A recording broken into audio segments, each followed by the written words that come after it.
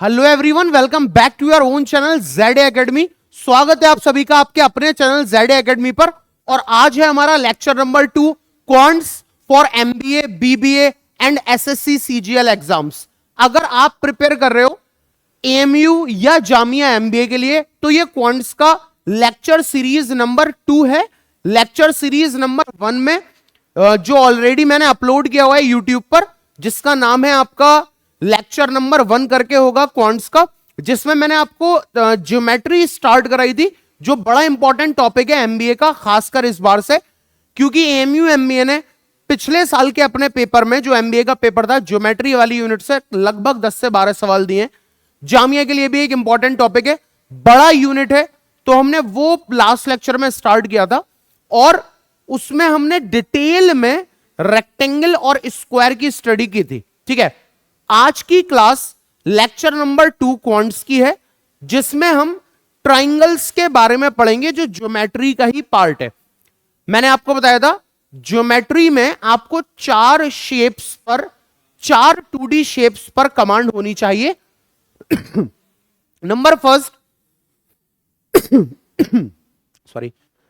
First one is rectangle, number second is square, जो हम lecture number 1 में पढ़ चुके हैं। आज लेक्चर नंबर 2 में हम अपना अगला शेप उठा रहे हैं, दैट इज ट्राइंगल। ओके, तो one of the most important topic lecture number 2। आज हम बात करने वाले हैं बच्चों ट्राइंगल की।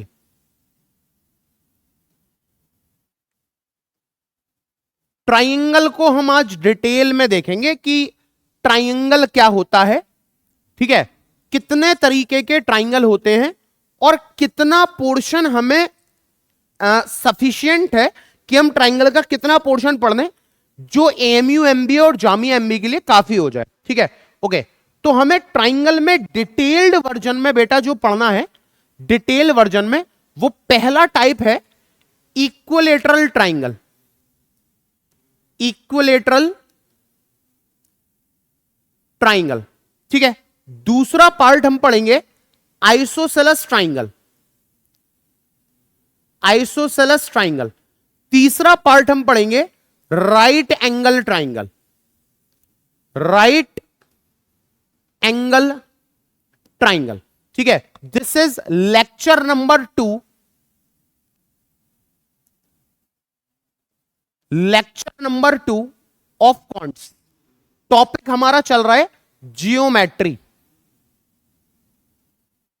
जियोमेट्री। देख रहे हो, नाम में ही जियो है, अगर आप ढंग से पढ़ोगे मजा आएगा। ठीक है, ओके, ये 3 टॉपिक ही क्यों सर? हमने तो बचपन में और सुना था, एक्यूट एंगल ट्राइंगल होता है, ऑब्ट्यूस एंगल ट्राइंगल होता है। हमारा उसका एमबीए में, एसएससी सीजीएल में कोई खास काम नहीं है। डिटेल में जो क्वेश्चन हमसे पूछता है वो इक्विलेटरल ट्राइंगल पर, या फिर आइसोसेलेस ट्राइंगल पर, या फिर राइट एंगल ट्राइंगल पर। तो ये 3 पार्ट हमें कवर करने हैं ट्राइंगल के अंदर, जिसमें जैसे इनके नाम की सीरीज है, भाई मैंने पहले पे लिखा है इक्विलेटरल, दूसरे पे लिखा है आइसोसेलेस, तीसरे पे लिखा है राइट एंगल, उसी हिसाब से इनकी इंपॉर्टेंस है। ठीक है, तो हम स्टार्ट करते हैं बच्चों इक्विलेटरल ट्राइंगल से। ठीक है, इक्विलेटरल ट्राइंगल से स्टार्ट करेंगे। तो उम्मीद है ये आपने नोट कर लिया होगा, और मैं इसको इधर शिफ्ट कर देता हूं। ये 3 हम आज पढ़ने वाले हैं। सबसे पहले मैं स्टार्ट कर रहा हूं नंबर फर्स्ट वन, नाम है इसका इक्विलेटरल, इक्विलेटरल ट्राइंगल, ट्राइंगल। इसको बेटा आज हम पढ़ेंगे, ठीक है, और अगर टाइम हुआ तो अगला वाला ट्राइंगल भी ले लेंगे, लेकिन इसको तो हमें आज खत्म करना ही है। इक्विलेटरल ट्राइंगल हम आज पढ़ना चाहते हैं। ओके, हेडिंग लगा लीजिए equilateral triangle. What do you mean by equilateral triangle? कैसा दिखता है इक्विलेटरल ट्राइंगल? आओ देखते हैं। Equilateral triangle, let us suppose that ये ट्राइंगल हमारा इक्विलेटरल ट्राइंगल है। इसका मैं बच्चों नाम दे रहा हूं, नाम है ए, बी और सी। इस ट्राइंगल का नाम है ए बी सी।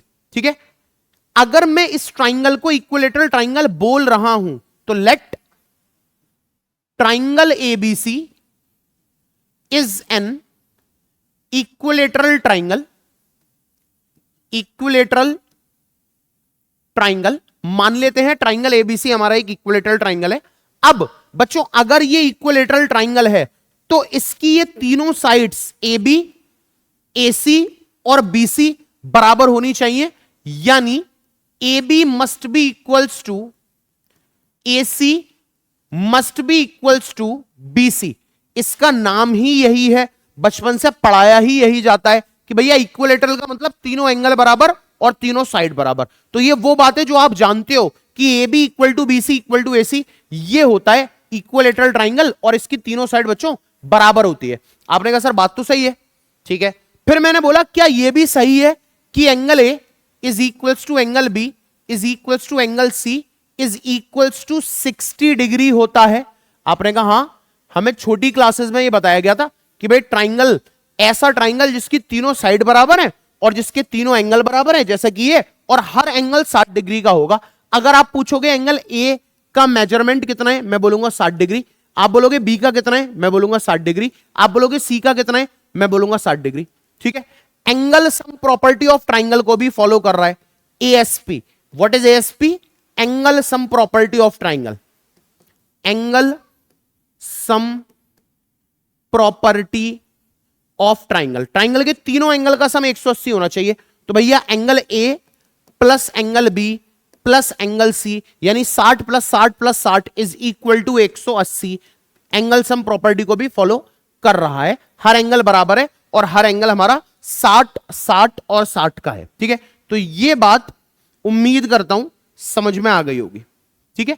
और समझ में क्या, आपको ऑलरेडी पता है, सिर्फ आपका एक अच्छा सा रिवीजन हो गया होगा कि हां भाई सर हमें यह पता है कि इक्विलेटरल ट्राइंगल का नाम ही क्योंकि इक्विलेटरल है, इसका मतलब वो तीनों साइड बराबर लेकर के बैठा हुआ है और तीनों एंगल्स बराबर हैं। एंगल ए बी सी तीनों बराबर है और जब आप उसे नाप करके देखोगे, मेजर करोगे, तो वो 60 डिग्री का आएगा। ओके सर, ये बात तो हमें पता है, एमबीए में क्या सीखेंगे, किस तरीके से क्वेश्चन आता है। Okay now come to the topic.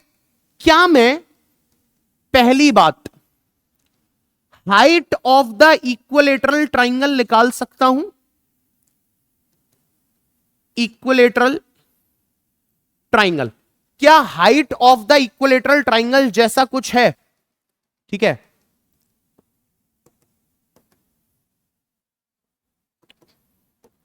Height of the equilateral triangle, सोचना तो चाहिए क्या height of the equilateral triangle है, और अगर है तो वो क्या है। आओ देखते हैं। लेट अस सपोज दैट कि ये हमारा वही ट्राइंगल एबीसी है, एबीसी। अब बच्चों को इस ट्राइंगल के बारे में, यही वाला ट्राइंगल है एबीसी, ठीक है, और क्या पता है? पेरीमीटर।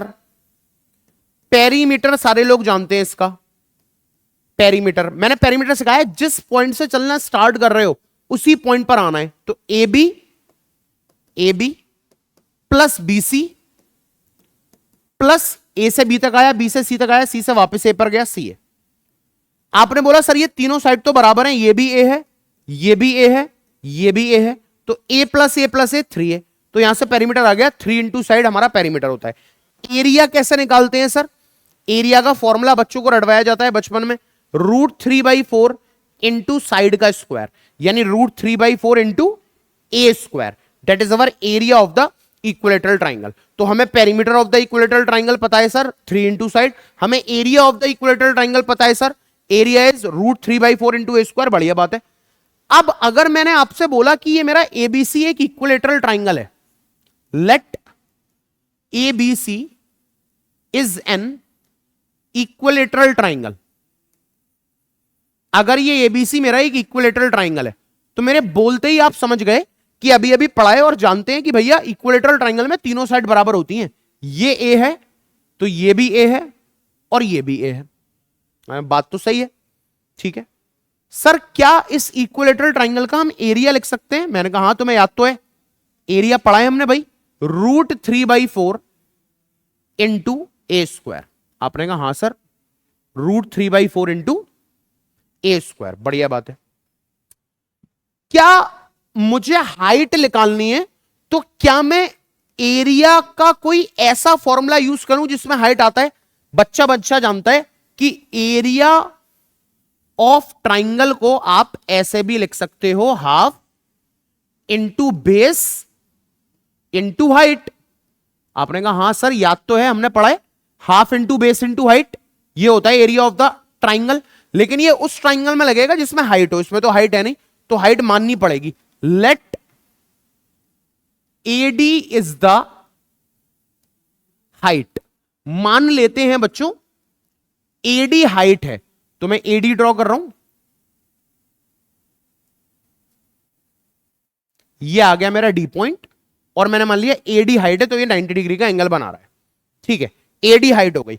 अब क्या इस ट्राइंगल का एरिया किसी और फॉर्म से लिखा जा सकता है? हां, अब हम ये लगा सकते हैं भाई, half into base into height, half into base into height, बिल्कुल लगा सकते हैं। ठीक है, अब वैल्यूज पुट करूं तो area will be equal to half, base कौन है? बीसी, और हाइट अभी अभी तुमने डाली है एडी। ठीक है सर, बात समझ में आ गई। और कैसे लिख सकते हैं? हाफ बीसी कितना है? अभी अभी आपने माना था बीसी कितना है? ए, बीसी है सर ए, बीसी कितना है भाई? ए, इंटू हाइट एडी, ये हमारा area of the equilateral triangle एक और आ गया, हाफ इंटू ए इंटू एडी। बहुत ध्यान से देखेंगे। ठीक है, नाउ ये भी इसी ट्राइंगल का एरिया है, √3/4 इंटू ए स्क्वायर, ये भी इसी ट्राइंगल का एरिया है, हाफ इंटू ए इंटू एडी। क्या ये दोनों एरिया बराबर हो सकते हैं? यानी अगर मैं बोलूं √3/4 इंटू ए स्क्वायर, ये एरिया इस ट्राइंगल का है, आपने कहा सही है, और ये जो तुमने निकाल के बैठे हो हाफ इंटू ए इंटू एडी, ये भी इक्विलेटरल ट्राइंगल का एरिया है, तो मैंने ये दोनों बराबर रख दिए, बढ़िया है। अब यहां ऑब्जर्व करो, इस ए से एक ए कैंसिल हो गया, 2 2 जा 4 हो गया, एडी की वैल्यू निकल के आ गई, एडी इक्वल टू इधर बचा √3/2 इंटू इधर बचा ए, √3/2 into A. This is the formula of the height of, formula of the height of equilateral triangle. यानी आपके पास इक्विलेटरल ट्राइंगल की हाइट का फॉर्मूला आ गया √3/2 इंटू ए। अब कुछ नई चीज सामने आई है कि भाई अगर तुम्हें height of the equilateral triangle निकालनी है तो तुम सीधा सीधा ए यानी साइड का मल्टीप्लाई कर दो √3/2 से। मिसाल के तौर पर मैंने पूछा आपसे, सी दिस बॉक्स, मैंने पूछा कोई इक्विलेटरल ट्राइंगल है, इसकी साइड 10 है, तो उसकी हाइट बता सकते हो? आपने कहा बता सकते हैं भैया, √3/2 इंटू साइड यानी 10, 2 5 जा 10, यानी आंसर आ गया 5√3, तो 5√3 उसकी हाइट हो गई। तो किसी भी इक्विलेटरल ट्राइंगल की अगर आपके पास साइड मौजूद है तो आप आसानी के साथ उस इक्विलेटरल ट्राइंगल की हाइट बता सकते हो। उम्मीद करता हूं अब तक जो इक्विलेटरल ट्राइंगल में चीजें बताई वो आपको क्लियर होगी। अब हम एक बहुत इंपॉर्टेंट पोर्शन देखेंगे इक्विलेटरल ट्राइंगल का, जहां से एमबीए में सवाल आए हैं, आते हैं, चाहे आप एमयू एमबीए दो या आप जामिया एमबीए दो। उससे पहले प्लीज इसको नोट कर लीजिए, फिर हम बात आगे करते हैं।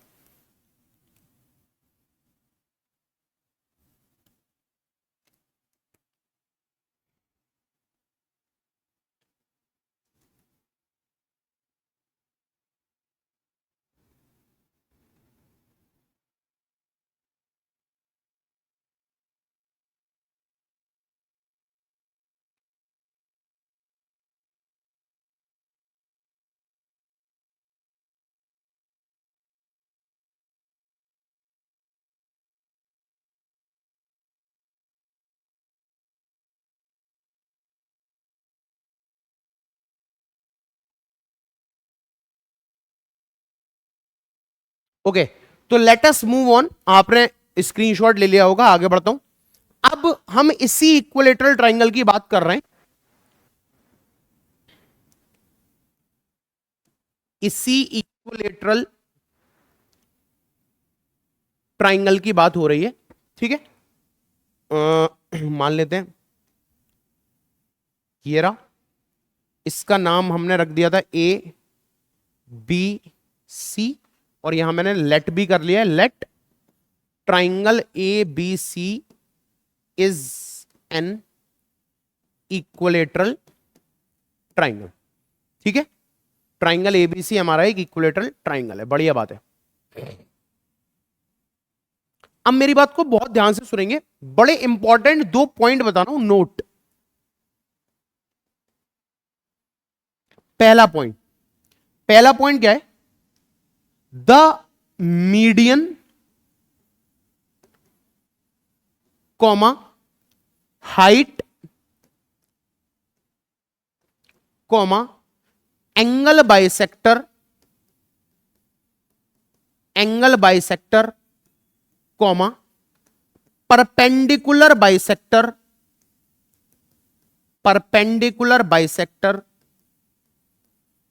एसेक्ट्रा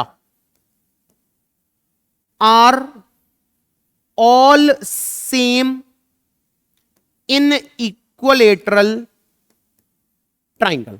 बड़ी इंपॉर्टेंट बात है।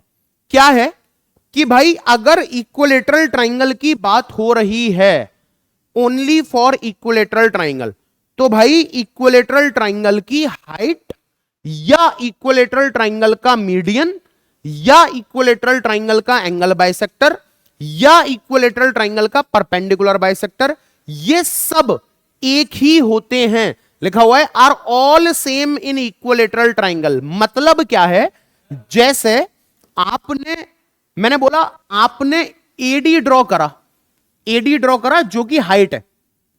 आपने एडी ड्रॉ करा जो कि हाइट है, तो मैंने यहां पर एडी ड्रॉ कर लिया, यहां आपने एडी ड्रॉ कर लिया, ये रहा, और एडी हो गया मेरा हाइट। ठीक है, तो अकॉर्डिंग टू दिस स्टेटमेंट ये एडी हाइट भी है, ये एडी मीडियन भी है, ये एडी एंगल बाइसेक्टर भी है, ये एडी परपेंडिकुलर बाइसेक्टर भी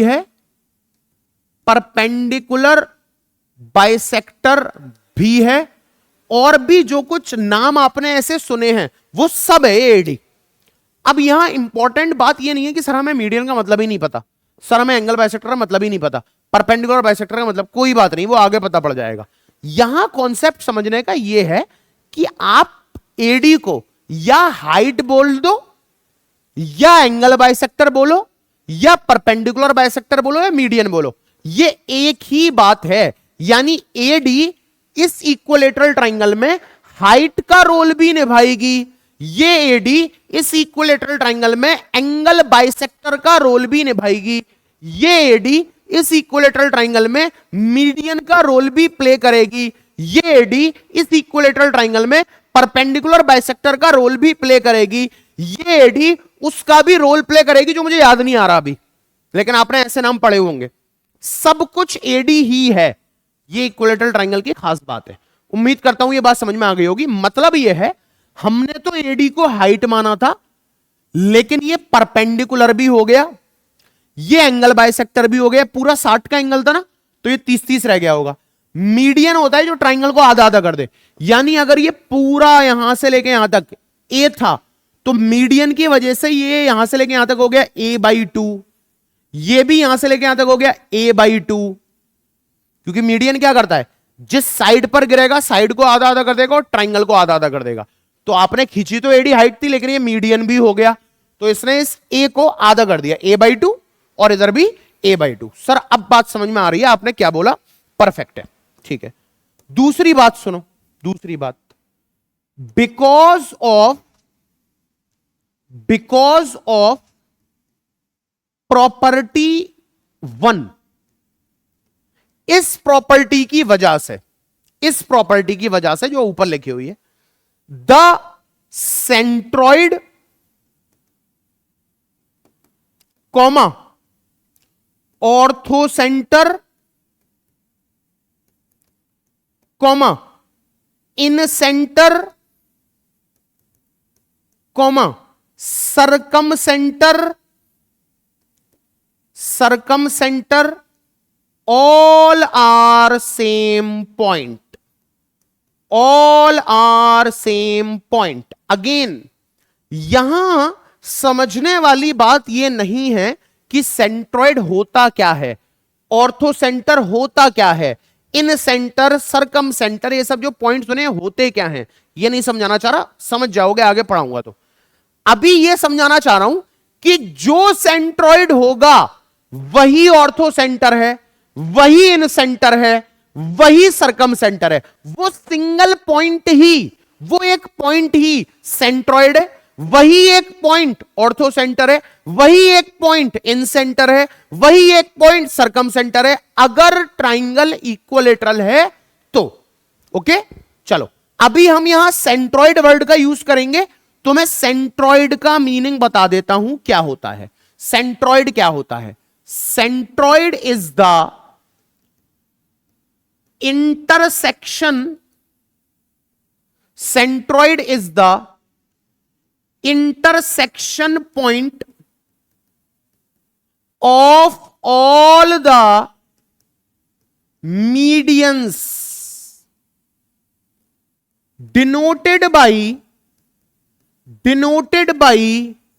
capital G. Perfect. What is centroid? Centroid क्यों बता रहा हूं? क्योंकि यूज है भैया। मीडियन तुमने ट्राइंगल में 3 ड्रॉ कर सकते हो। एक मीडियन ये रही एडी, एक यहां से ड्रॉ कर लो, एक यहां से ड्रॉ कर लो। तीनों मीडियंस का मैं फिगर बना के समझाता हूं। जैसे मान लो ये मेरा ट्राइंगल हो गया एबीसी, ये मेरा ट्राइंगल हो गया एबीसी। अब मैं 3 मीडियन बना सकता हूं। ये हो गई एक मीडियन एडी, ये हो गई बीई, ये हो गई सीएफ। ये तीनों मीडियन का जो इंटरसेक्शन पॉइंट है, ये इस पॉइंट को सेंट्रॉइड बोलते हैं, डिनोट करा जाता है जी से। सही है, ठीक है। तो जी कहीं पर होगा। अब इक्विलेटरल ट्रायंगल की खास बात यह है कि इसका सेंट्रॉइड यानी ये जी ही सेंट्रॉइड है, यही इन सेंटर है, यही ऑर्थो सेंटर है, सब कुछ है, ठीक है। तो let us mark G on this. मैंने इस पॉइंट को मान लिया ये पॉइंट जी है और इसके बारे में लिख दिया जी क्या है भैया, यही सेंट्रॉइड है, यही इन सेंटर है, यही सरकम सेंटर है, यही ऑर्थो सेंटर है, यही ऑर्थो सेंटर है, एसेक्ट्रा एंड एसेक्ट्रा। सिर्फ और सिर्फ तब अगर ट्राइंगल इक्विलेटरल है। बढ़िया। अब एमबीए में एक सवाल देखो बहुत बेसिक सा जो यहां से पूछा जाता है, क्लियरली आपको दिख रहा होगा, clearly we can see G divides AD into 2 parts,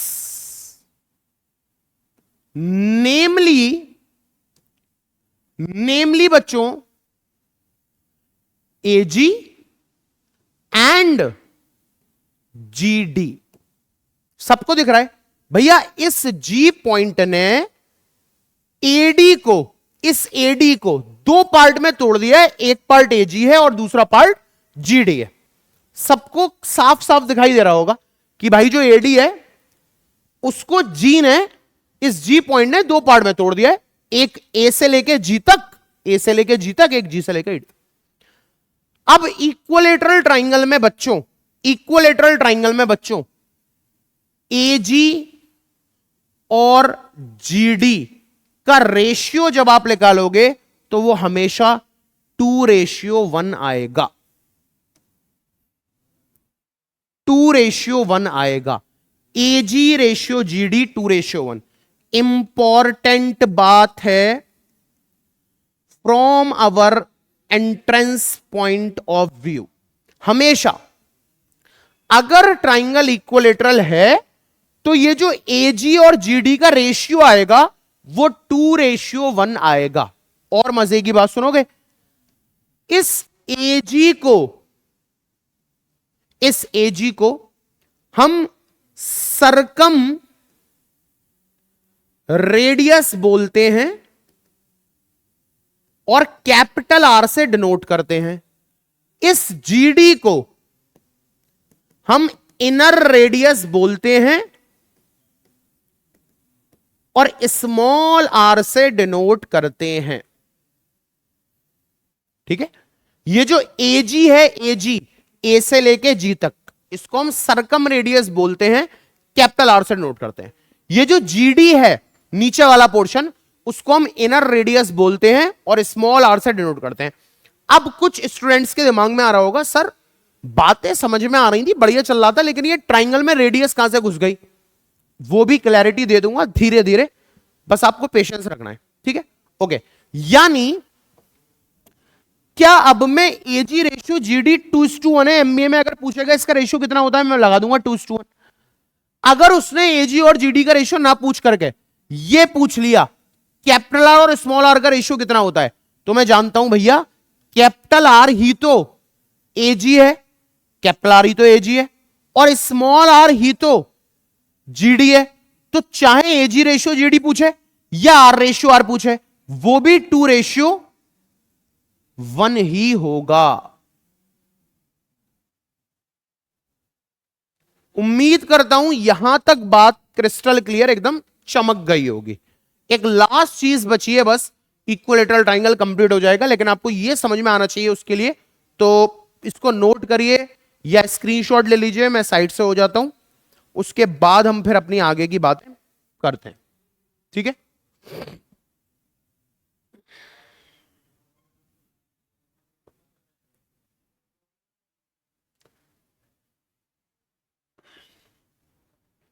okay, अब इसी पर्टिकुलर नोट को आगे बढ़ाते हैं प्रैक्टिकल वाले पार्ट पे, जहां से सवाल हमारा एमबीए में पूछा जाता है। तो लेट अस टेक अगेन हमारा अब तक का favourite, that is equilateral triangle A B और सी। ए बहुत ही अच्छा सा नहीं लग रहा, अब ठीक है, ठीक है? तो again let A B C is an equilateral triangle. मान लेते हैं एबीसी हमारा एक इक्विलैटरल ट्राइंगल है। क्या क्या बातें मैं आपको बता चुका हूं भाई, ए से लेकर के डी, एडी, ये एडी हाइट है, ये एडी मीडियन भी है, जिसकी वजह से यहां से लेके यहां तक हो गया a/2, यहां से लेके यहां तक हो गया a/2, और अगर आप तीनों मीडियन को मिलाओगे तो एक इंटरसेक्शन पॉइंट आएगा, डेट इज जी। इस एजी और जीडी का रेशियो हमें पता पड़ चुका है 2:1, या हम बोल लें कि हमें कैपिटल आर और स्मॉल आर का रेशियो भी पता पड़ चुका है 2:1। ये बातें मैं आपको बता चुका हूं, ठीक है? ये बातें हम कर चुके हैं, ठीक है सर? अब क्या बताना चाह रहे हो? अब हम देखना चाहते हैं कि इस कैपिटल आर स्मॉल आर का साइड से क्या कुछ कनेक्शन है, साइड से क्या कोई ताल्लुक है, वो बात हम यहां पर देखना चाहते हैं। ओके, नाउ ऑब्जर्व दैट कि जो, चलो मैं लिख देता हूं, ऑब्जर्व दैट, इस बात को जरा देखिए फिगर के अंदर कि एडी के ही तो दो टुकड़े हुए हैं, एजी प्लस जीडी। क्यों बच्चों? भैया एडी ही तो हमने तोड़ी है, एडी को दो टुकड़ों में तोड़ा है, एक टुकड़ा एजी है और दूसरा जीडी, यानी एजी और जीडी को अगर मिला दोगे, सम अप कर दोगे, तो वापस से घूम करके क्या आ जाएगा? एडी आ जाएगा। बढ़िया बात है। ओके, नाउ क्या इसको हम अब ये बोल सकते हैं कि भाई, बहुत ध्यान से देखना, एजी का रेशियो 2 यूनिट है और जीडी का रेशियो 1 यूनिट है। भाई अभी तो पढ़ाया ना कि एजी और जीडी का रेशियो 2:1 होता है, तो एजी 2 यूनिट है, 1 यूनिट है, इसको मिला देंगे तो एडी का रेशियो आ जाएगा, यानी AD will be equal to 2 और 1 3 यूनिट। एडी किसके बराबर है? 3 यूनिट के बराबर है, ठीक है? एडी हाइट भी तो है, एडी हमारी हाइट भी तो है ना, और इसका फॉर्मूला है √3/2 इंटू ए। ये तो हम सर पढ़ चुके हैं पहले से ही, AD will be equal to height है और ये √3/2 इंटू ए, देखो ये पढ़ा है, ये पढ़ा है, AD will be equal to √3/2 into A. बढ़िया।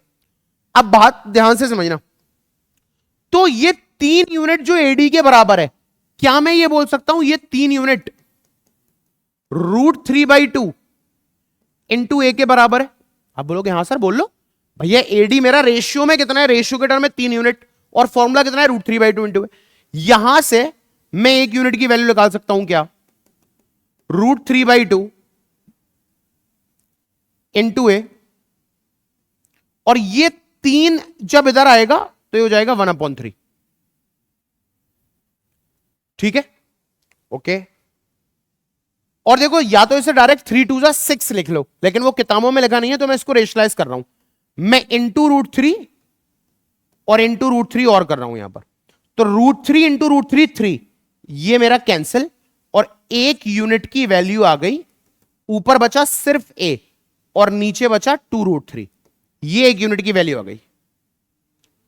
अगर 1 की वैल्यू ये है तो 2 यूनिट की वैल्यू आ गई, इंटू 2 कर लो, इंटू 2 करोगे तो 2 से 2 कैंसिल हो जाएगा, आ जाएगा a/√3। बात को समझने वाली है भाई, है ना। यहां से मैंने देखा एडी मेरा 3 यूनिट के बराबर है रेशियो में, एडी का फॉर्मूला √3/2 इंटू ए, दोनों को इक्वल लगा। 1 यूनिट की वैल्यू निकाल ली तो 3 हो गया 1/3। अब मैं 3 2 6 भी कर सकता था, लेकिन किताबों में वो फॉर्मूला नहीं है ना, ऑप्शन में आएगा। भैया जो चीज किताबों में वही तो स्टैंडर्ड होगी, तो ऑप्शन में भी तुम्हें √3a/6 नहीं मिलेगा। मैंने इंटू √3 कराया, √3 3 से 3 कैंसिल, ये a/2√3 आ गई 1 यूनिट की वैल्यू। मैंने 2 की वैल्यू निकाली, इंटू 2 करा, a/√3 आ गई। अब देखो ये 1 यूनिट जीडी है, और जीडी को ही तुम लोग क्या बोलते हो, स्मॉल आर। यानी स्मॉल आर का फॉर्मूला आ गया। स्मॉल आर का फॉर्मूला होता है a/2√3, ये स्मॉल आर का फॉर्मूला है, इन रेडियस का फॉर्मूला। और कैपिटल आर का फॉर्मूला क्या है भैया, कैपिटल आर का मतलब है एजी, एजी का मतलब है 2 यूनिट, 2 यूनिट की वैल्यू कितनी है, a/√3, तो इसका फॉर्मूला होता है a/√3। डेरिवेशन याद रहे ना रहे, ये जो स्टार मार्क करा है मैंने याद रहना चाहिए, क्योंकि एमबीए में जो क्वेश्चन आता है वो इस तरीके से आएगा। Find the inner radius of equilateral triangle of the perimeter, equilateral triangle which has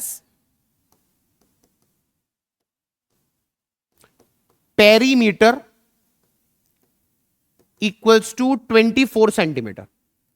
अब सवाल को देख के बच्चा समझ ही नहीं पा रहा कि ये कहना क्या चाह रहा है, भाई कहना क्या चाहते हो, क्यों ऐसा सोच रहा है, क्योंकि सवाल उसने देखा भाई इक्विलेटरल ट्राइंगल का पेरीमीटर दे रखा है, उसके समझ में आ गया कि भैया इक्विलेटरल ट्राइंगल है, इसका पेरीमीटर दे रखा है 24, लेकिन पूछ रहा है कुछ सर्कल जैसा, बोल रहा है फाइंड द इनर रेडियस।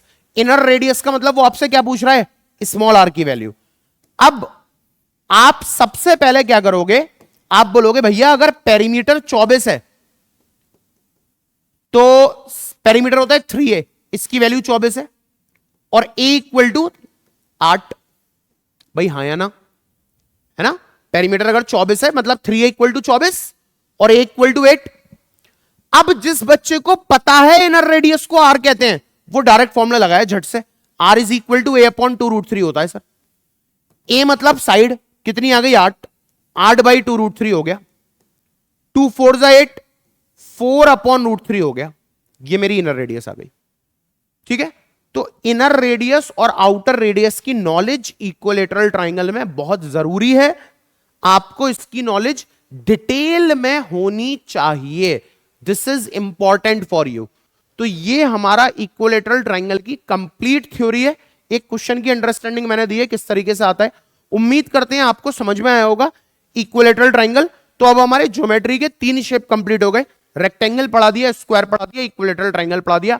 अगली क्लास में हम ट्राइंगल को ही आगे बढ़ाएंगे और आइसोसेलेस ट्राइंगल और राइट एंगल ट्राइंगल पढ़ेंगे और कुछ क्वेश्चन करेंगे। तब तक के लिए आप वेट करिए।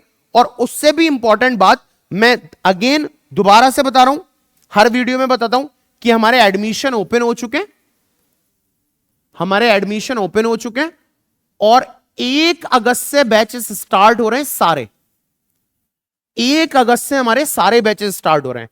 आप अपने आप को एनरोल करा सकते हो इंस्टाग्राम के थ्रू, यूट्यूब के थ्रू, या जो हमारा कॉन्टेक्ट नंबर है उसके थ्रू। ओके, और एमबीए के हो बैचेस या बीएलएलबी के हो या बीके हो, बीए के हो या 9th एंट्रेंस, 11th एंट्रेंस या 9 to 12th रेगुलर किसी भी स्ट्रीम में, वो सारे ही बैचेस 1 अगस्त से स्टार्ट हो चुके हैं।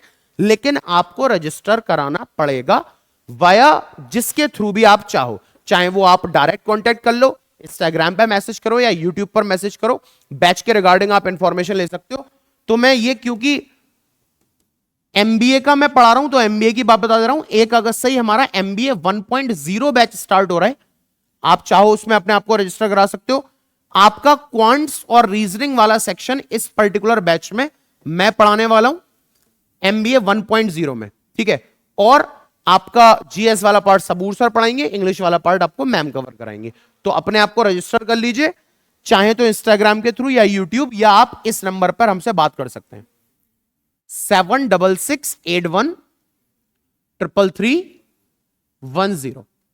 काइंडली रजिस्टर योरसेल्फ किसी भी पर्टिकुलर बैच में एनरोल होने के लिए, चाहे तो ऑनलाइन मोड में या ऑफलाइन मोड में, जैसे आपकी सहूलियत हो। Thank you very much. अगर वीडियो पसंद आई हो तो वीडियो को लाइक कीजिए, चैनल को सब्सक्राइब कीजिए। अल्लाह हाफिज टू ऑल।